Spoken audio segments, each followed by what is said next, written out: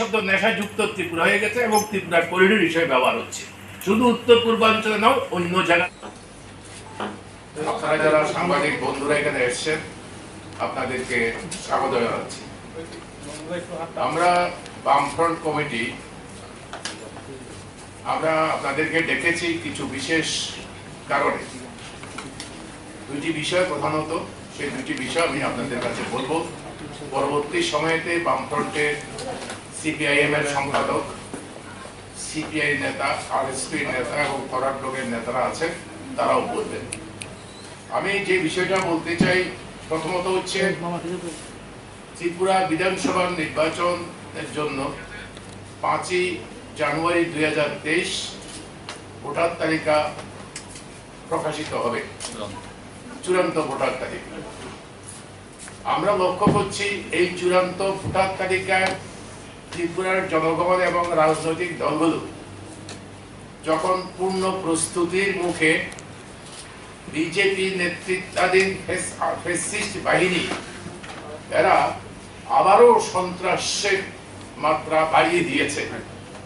এবং আমরা জানি, আমাদের এটা সবসময় অ্যাসেসমেন্ট যে যত নির্বাচনের দিন ঘনিয়ে আসবে, মানুষ যত বেরিয়ে আসবে বাড়িঘর থেকে, তত বেশি ওরা সন্ত্রাসের মাত্রাও বাড়িয়ে দেবে।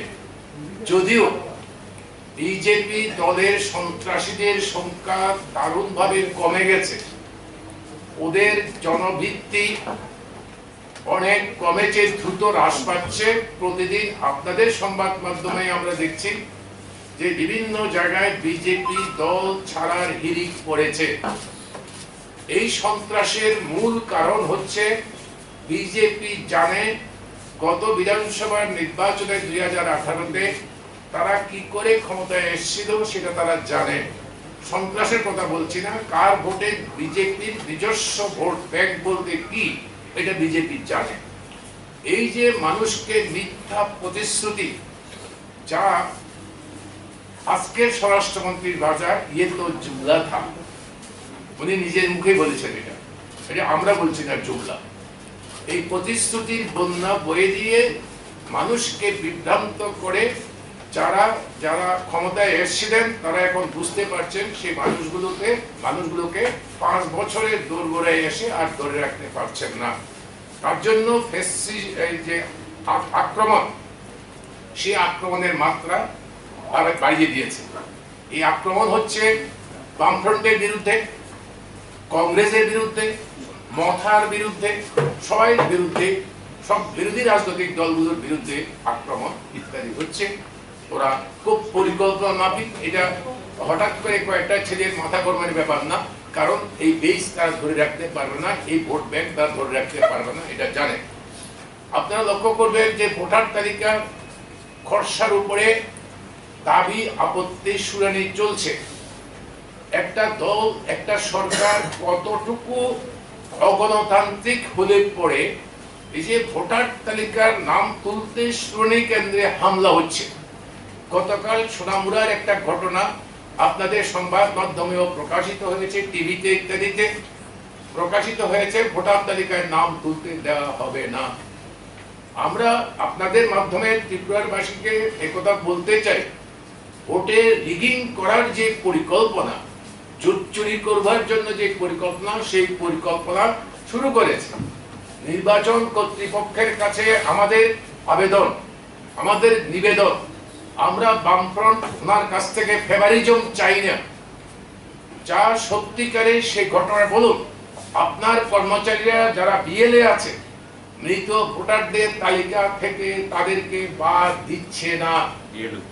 বিএলএ বিএলওরা, প্রত্যেক বুথে বিএলএ আছে, ওদের বিএলও আছে, সেই বিএলওরা ওদেরকে বাধ্য করছে বিজেপির কর্মীরা মৃত ভোটারদের বা স্থানান্তরিত অ্যাবসেন্টি ভোটার, এখন চলে গেছে অন্য কোনো এলাকাতে বা বিবাহের কারণে ইত্যাদি নানাবিধ কারণে ওর স্থানান্তর ঘটে গেছে, ওর নাম এখানে ডিলিট হওয়ার কথা, যেখানে সে আছে সেখানে অন্তর্ভুক্তি হওয়ার কথা, এটা দিচ্ছে না।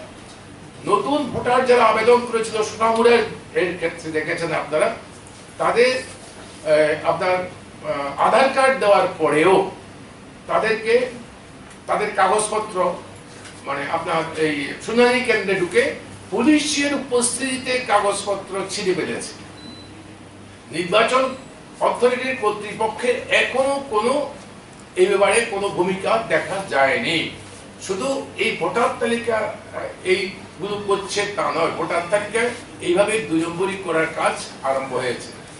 আমি যে বলছিলাম ফ্যাসিস্ট সুলভ সন্ত্রাস, এই ফ্যাসিস্ট সুলভ সন্ত্রাস থেকে এখন অবধি দেখা যাচ্ছে যে শুধুমাত্র বিরোধী রাজনৈতিক দলগুলো বা বামফ্রন্টের নেতা কর্মীরা নয়, এমনকি মহিলারা দারুণ ভাবে আক্রান্ত। আপনাদের সংবাদ মাধ্যমে আপনারা বিবেচনা করুন, ত্রিপুরার এমন কোনো দিন যাচ্ছে না যেই দিন মা বোনরা এমন স্কুলের ছাত্রছাত্রী থেকে 60-এর ঊর্ধ্ব বয়সের মায়েরা বোনেরা পর্যন্ত এদের হাতে নির্যাতিতা, লাঞ্ছিতা, গণধর্ষিতা হচ্ছে। প্রতিনিয়ত মহিলাদের উপরে আক্রমণ বেড়ে যাচ্ছে। এটা এই যে রিপোর্ট কার্ড তারা প্রকাশ করেছে, ত্রিপুরা যে বিজেপি আইপিএফটি জোট সরকার এসছে মিথ্যার উপরে ভর করে, আবার সেই মিথ্যা চর্চা করেই পুনরায় আরেকটা নির্বাচনে দাঁড়ানোর জন্য তারা সে রাস্তা তৈরি করছে। আমি বলবো এই রিপোর্ট কার্ড এটা বিজেপির জন্য রিগ্রেট কার্ড হবে, রিগ্রেট কার্ড। এখানে অনেক বলা হয়েছে, সবটা বলবো না, আমি শুধু কয়েকটা বিষয় এখানে বলছি। দেখুন 9 নম্বরে প্রত্যেক বিধানসভা কেন্দ্রের এক সিমনা থেকে শুরু করে 60 কাঞ্চনপুরের জন্য বিধানসভা কেন্দ্র ভিত্তিক তারা এই করেছেন সেই করেছেন তথ্য দিয়েছেন। বাস্তবে জায়গায় গিয়ে কোনোটা তারা ঠিক করতে পারবেন না। যেমন একটা বলছে এখানে, যেমন বলছে জল জীবন মিশনে বাড়ি বাড়ি পাইপলাইনে পানীয় জলের সংযোগ। হ্যাঁ, কিছু ঠিকাদারকে পয়সা পাইয়ে দেওয়ার জন্য পাইপলাইন কিছু হয়েছে, কিন্তু জল নেই। যার প্রমাণ হলো প্রতিদিন রাজ্যের বিভিন্ন জায়গাতে আমাদের মা বোনেরা খালি কলসি নিয়ে রাস্তায় নামতে বাধ্য হচ্ছেন, কি শহরে, কি গ্রামে, কি সমতলে, কি পাহাড়ে। আরেকটা বলেছে তাদের মূল প্রস্তাবনায়, প্রত্যেক পৃষ্ঠায় আছে এগুলি, প্রত্যেক বিধানসভা কেন্দ্রের তথ্য দেওয়ার ক্ষেত্রে বলেছে প্রধানমন্ত্রী গ্রাম সড়ক যোজনায় 660 কিলোমিটারের বেশি সড়ক তৈরি করা হয়েছে। কোথায়? আপনারা অনেকেই জেলাতে মহকুমাতে রিপোর্ট কভার যান এবং সামনে নির্বাচন এসেছে যাবেন, আপনাদের বিভিন্ন হাউসের প্রতিনিধিরা আছে, একটা খবর নিন। বামফ্রন্ট সরকারের সময়তে যে রাস্তা করে এসেছিল এগুলো আর এক টুকরা ইট পাথর পড়েনি, এক গ্রাম আর সেখানে কোনো ওই বিটুমিন পড়েনি, সব ভেঙে চলে চৌচির হয়ে আছে, আর নতুন কোথাও নেই। কিন্তু বলে দিচ্ছে এটা হলো ত্রিপুরাজ্যের মানুষের প্রতি কতটুকু অশ্রদ্ধা, যে না মিথ্যা দিয়ে এসছি, আবার মিথ্যা দিয়ে পার পাওয়ার জন্য আরেকটা মিথ্যা বলবো।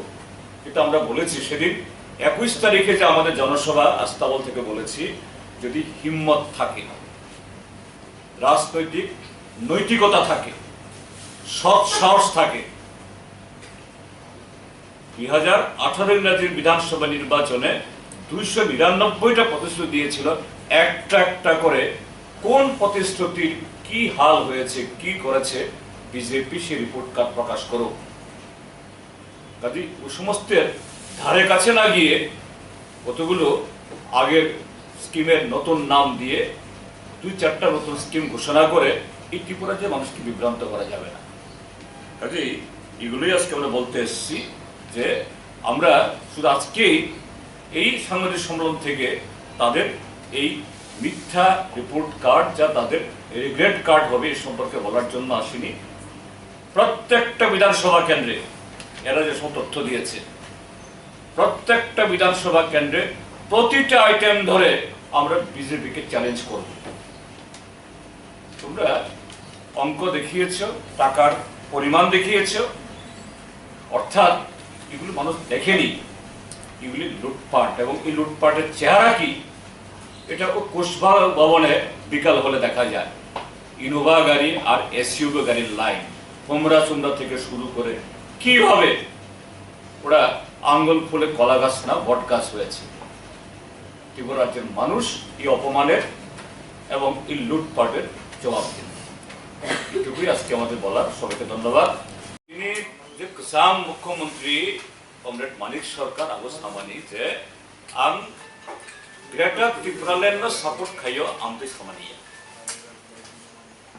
मानिक सरकार सामानी अंखा जे नरक एडीसी नि हाबांग नरक थाइका काहाम ठीक আছে গ্রেটার ত্রিপুরাল্যান্ড আবো নরংনি ডিমান্ড যে কোনো পার্টি নরংনি ডেমোক্রেটিক রাইট তমো ডিমান্ড নরক খাইমানো ও ডিমান্ড বুসুক জরাতুই ইমপ্লিমেন্টেড অন্যান্য বুসুক জরাতুই আবনো যে এই আবো মানে এচি বুমানো আবো লনিক আবো জানি জানি ডেমোক্রেটিক রাইট তম খাইমানো কিন্তু তিনি এডিসিও রাম কুরুই তুষা কুরুই